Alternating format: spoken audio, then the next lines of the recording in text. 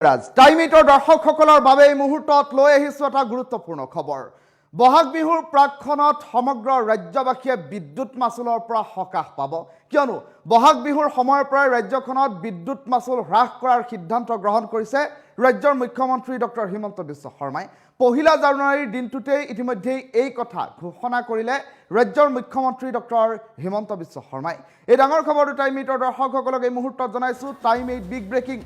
বিদ্যুৎ মাচুলক লৈ মুখ্যমন্ত্ৰী ডক্টৰ হিমন্ত বিশ্ব শৰ্মাৰ ডাঙৰ ঘোষণা। ৰাজ্যবাসীক সকাহৰ খবৰ দিলে ৰাজ্যৰ মুখ্যমন্ত্ৰীগৰাকীয়ে। বহাগ বিহুৰ পৰাই ৰাজ্যত হ্ৰাস পাব বিদ্যুৎৰ মাচুল। 50 পইচাৰ পৰা 1.5 টকা পৰ্যন্ত প্ৰতি ইউনিটত হ্ৰাস পাব মাচুল।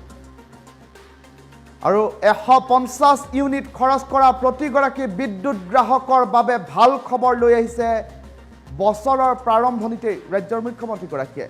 লাভৰ ধাৰা অব্যাহত ৰাখিলে 2026তো কমিব 1 টকাকৈ বিদ্যুৎ মাচুল। ভাৰত আৰু ৰাজ্য চৰকাৰে নিৰ্মাণ কৰিছে hydel power project. Hydel power প্ৰজেক্টৰ জৰিয়তে বিদ্যুৎ লাভ কৰিব অসমে। গ্ৰীণ পাৱাৰ প্ৰজেক্টৰ বিষয়ে ইতিমধ্যেই চৰ্চা আৰম্ভ হৈছে। বিদ্যুৎ মাচুল হ্ৰাস কৰাক লৈ মুখ্যমন্ত্ৰীয়ে ইতিমধ্যেই ৰাজ্যবাসীক বছৰৰ প্ৰাৰম্ভণিতেই দিছে ভাল খবৰ। এই মুহূৰ্তৰ এটা গুৰুত্বপূৰ্ণ খবৰ টাইমিটৰ দৰ্শকসকলক জনাইছো। শেহতীয়াকৈ বিদ্যুৎ মাচুল বৃদ্ধি সন্দৰ্ভত বিভিন্ন সময়ত বাদ প্ৰতিবাদ অব্যাহত আছে, আৰু তাৰ মাজতেই 2025 বৰ্ষৰ আৰম্ভণিতেই ৰাজ্যৰ মুখ্যমন্ত্ৰীগৰাকীয়ে দিলে বিদ্যুৎ মাচুল সন্দৰ্ভত এটা গুৰুত্বপূৰ্ণ খবৰ। 50 পইচাৰ পৰা 1.5 টকা পৰ্যন্ত হ্ৰাস পাব বিদ্যুৎৰ মাচুল। 150 ইউনিট খৰচ কৰা প্ৰতিগৰাকী বিদ্যুৎ গ্ৰাহকৰ বাবে ভাল খবৰ। লাভৰ ধাৰা অব্যাহত থাকিলে 2026তো 1 টকাকৈ বিদ্যুৎ মাচুল পুনৰ কমিব বুলি এক প্ৰকাৰ ৰাজ্যৰ মুখ্যমন্ত্ৰীগৰাকীয়ে মন্তব্য প্ৰকাশ কৰিছে। ভাৰত আৰু ৰাজ্য চৰকাৰে নিৰ্মাণ কৰিছে হাইডেল পাৱাৰ প্ৰজেক্ট, আৰু এই গ্ৰীণ পাৱাৰ প্ৰজেক্টৰ জৰিয়তে বিদ্যুৎ লাভ কৰিব সমগ্ৰ ৰাজ্যৰ উপভোক্তাসকলে। ইতিমধ্যে এই কথা ৰাজ্যৰ মুখ্যমন্ত্ৰীয়ে কালিৰ দিনটোত প্ৰকাশ কৰিছে। নৱবৰ্ষৰ প্ৰথম দিনটোতেই নতুন দিনৰ আলাপ শীৰ্ষক এক কাৰ্যসূচীত ভাগ লৈছিল ৰাজ্যৰ মুখ্যমন্ত্ৰী ডক্টৰ হিমন্ত বিশ্ব শৰ্মাই, আৰু সেই কাৰ্যসূচীতে ৰাজ্যখনৰ কেতবোৰ উন্নয়নমূলক সন্দৰ্ভত কেতবোৰ খতিয়ান দাঙি ধৰিছিল, আৰু সেই খতিয়ান দাঙি ধৰা অনুষ্ঠানটোতেই ৰাজ্যৰ মুখ্যমন্ত্ৰীগৰাকীয়ে অনাগত বৰ্ষটোত বিদ্যুৎ মাচুল সন্দৰ্ভত কেনেধৰণৰ ব্যৱস্থা, কেনেধৰণৰ কাৰ্যপন্থা হাতত ল'ব বিভাগীয় কৰ্তৃপক্ষই, সেই কথাও ৰাজ্যৰ মুখ্যমন্ত্ৰীগৰাকীয়ে সদৰি কৰিছে।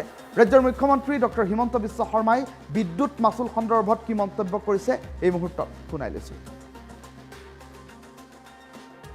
আমি আন ৰাজ্যৰ মডেলবিলাক আমি কপি নকৰি with efficient administration আমি যোৱা 2 বছৰত we made a profit of total 600 crores, আৰু এই বছৰ আমি এই 600 কোটি টকা ইলেক্ট্ৰিচিটিৰ দাম হ্ৰাস কৰি আমি ৰাইজক উভতাই দিম। বহুত সময়ত কয় যে লাভ কৰি ৰাইজৰ কি লাভ হ'ব।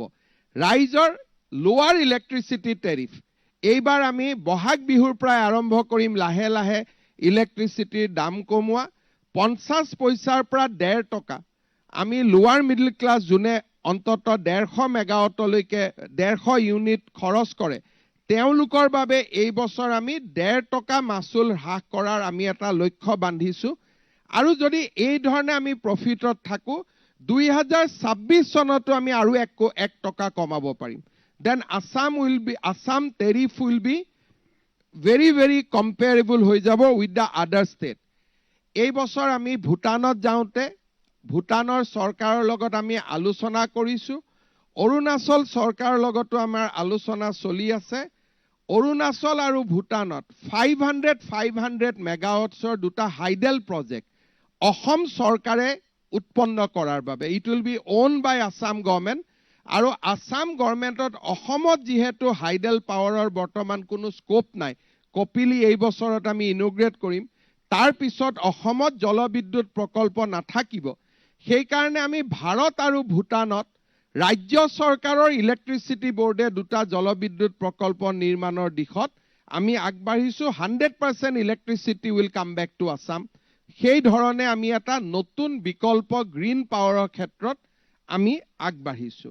আমি আন ৰাজ্যৰ মডেলবিলাক আমি কপি নকৰি with efficient administration আমি যোৱা 2 বছৰত we made a profit of total 600 crores, আৰু এই বছৰ আমি এই 600 কোটি টকা ইলেক্ট্ৰিচিটিৰ দাম হ্ৰাস কৰি আমি ৰাইজক উভতাই দিম বহুত সময়ত কয় যে লাভ কৰি ৰাইজৰ কি লাভ হ'ব ৰাইজৰ লোৱাৰ ইলেক্ট্ৰিচিটি টেৰিফ এইবাৰ আমি বহাগ বিহুৰ পৰা আৰম্ভ কৰিম লাহে লাহে ইলেক্ট্ৰিচিটিৰ দাম কমোৱা 50 পইচাৰ পৰা 1.5 টকা আমি লোৱাৰ মিডল ক্লাছ যোনে অন্তত 150 মেগাৱাটলৈকে 150 ইউনিট খৰচ কৰে তেওঁলোকৰ বাবে এই বছৰ আমি 1.5 টকা মাচুল হ্ৰাস কৰাৰ আমি এটা লক্ষ্য বান্ধিছো আৰু যদি এই ধৰণে আমি প্ৰফিটত থাকো 2026 চনতো আমি আৰু 1 টকা কমাব পাৰিম then Assam tariff will be very very comparable হৈ যাব with the other state